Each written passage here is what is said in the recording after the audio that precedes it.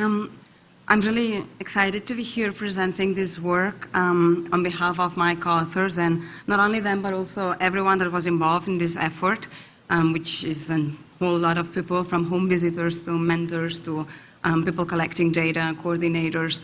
And as Raquel was introducing, this was an effort to take to medium scale and see whether it was feasible and see whether we could show impact and we could understand through the process of showing impact what worked and what didn't work. So we built a rigorous evaluation around the process of taking to a medium scale the Jamaican model, the model that is now being packaged and that Sue was telling us about, and that has been shown in many occasions in Jamaica in various trials and in Bangladesh to have impacts in the short run.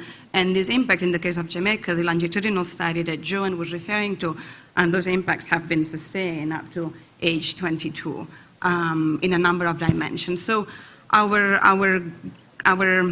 idea, our wish, was really to see, can we implement this at a medium scale, and can we understand the process of doing that? So that so if this is successful, then could governments or other institutions worldwide take this approach and implement it at a larger scale? So building an evaluation around it and understanding what's happening and what we were achieving was an sort of instrumental, a key element of the project. And thanks to the funders, the people that believed in and supported this financially, it's a number of institutions, because that was one of the challenges. We kept running out of money to continue the study. So originally it was funded by the Economic and Social Research Council, but in the UK, but then we managed support from the International Growth Center in the UK, the Inter-American Development Bank, and the World Bank. As I was saying, we tried to build this ECD intervention that combined two components: psychosocial stimulation delivered via home visits in weekly visits lasting 1 hour, following the Jamaica protocols, and combined with nutrition, micronutrient supplementation. The evaluation followed an RCT design with a 2x2 factorial design, STEAM supplementation both, and a control group. The sample, this is where we're going to medium scale, so a relatively large sample of 1,429 children ages 12 to 24 months at enrollment in 96 areas. So 48 of these received stimulation, another 48 supplementation, yes, 24 in each group. 3 regions, this is 7 departments in Colombia, which is a relatively large, covered a relatively large geographic area, and we intervened for 18 months. Now, how could we get to all of these children in such a vast geographic area? The idea and the fundamental principle of this study was to work with local women, with human resources. And for that, we used the infrastructure that was provided by the existing CCT, the Conditional Cash Transfer Program, Familias en Acción. Now, why? So we wanted to work with local women because if you're thinking of scalability, you need to think of cost efficiency. And working with local resources was cheaper than bringing resources from outside, clearly, but also in terms of the efficiency, working with local resources, we felt it would maximize chances of achieving impact in the sense that communities could gain ownership of the intervention themselves. And then once the program is removed from the area, if the government, once we left, or if the government were to leave, then something you've changed something fundamental in the community. And I think this is what home visitation is about changing behavior, changing practices in the homes and in the wider community. So thinking of those potential positive spillovers, we thought working with local women was good. And then we work with the CCT because the Familias en Acción already provides a net, already identifies some local women that have some specific characteristics as part of the program. And this is a structure that is common to other CCTs in Latin America. Beneficiaries select their representative to represent them in front of the local program authorities. And so this woman is, she's on average, she's elected because she's more dynamic, she's got some leadership skills, she's more vocal probably.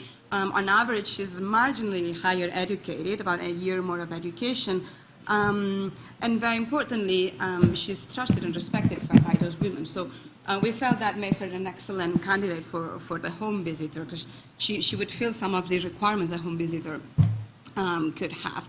Now, of course, we needed, so we had 144 home visitors that were supported by a network of mentors. These were 6 mentors that were from Bogota. They were professionals in psychology that we trained, and then they trained the home visitors in the delivery of the program. In terms of impact, well, we managed to increase cognition and receptive language as measured by the Bailey by 0.26 of a standard deviation. This is an example of how when you scale up, effect sizes reduced from the original effects in Jamaica.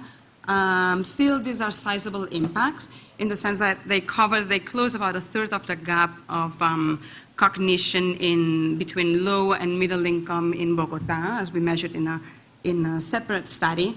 And importantly, we managed to we improve parenting practices as measured by the level of home stimulation in terms of play materials and play activities that were ongoing in the homes.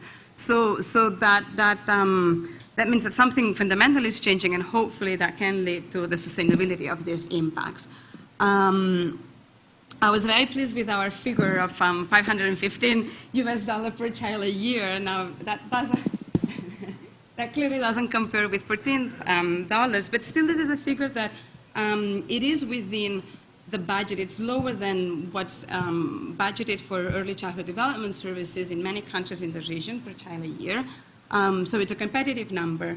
And actually, if we were to go at larger scale, we think that this number could be reduced because half of the cost of this is because of the supervision. And our mentors, as I said, were coming from Bogota. If you were to work with local mentors covering more home visitors, then all of the cost of transportation and per diem being on the field for 18 months on the go would be reduced. In terms of challenges, well, I tried to gather them by design, implementation, and measure and evaluation. In terms of design, identifying how you're going to deliver this at scale and adapting the intervention to the delivery at scale. It's very, very important. Adjusting the intervention. In our case, we use local women, so we had to, with limited education, so we had to adjust the intervention to these, and this is something, I mean, the curriculum, the original Jamaica curriculum is developed for to be delivered by low-educated women, yet there was going to be a lot less support from our side, so we did spend a lot of time organizing it, formatting it nicely, using simple language, using a lot of materials. The process of adapting it to the culture, also very important, use of familiar image, familiar songs and games, everyday routines, and that's something that you need to think through while you are adapting it to and taking it to a different context. How are you going to make the most of the structure that there is around you?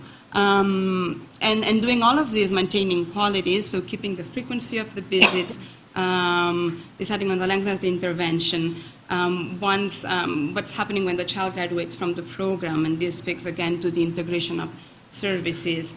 We needed to decide also the ratios, how many visitors per, how many families per visitor. We work with 5 because of the evaluation design. You could scale that up. How many home visitors per supervisors. In terms of implementing,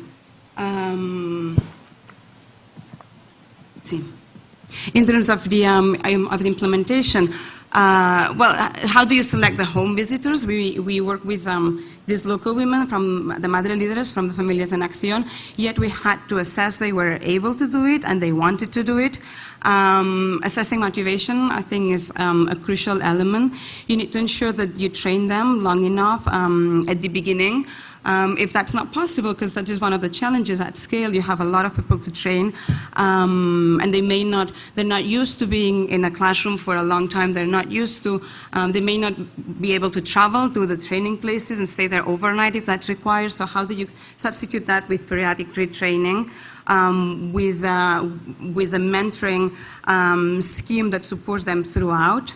How do you use technology? How do you think of other ways in which you could support and ensuring that quality is sustained? These mentor supervisors, what is the profile and the training?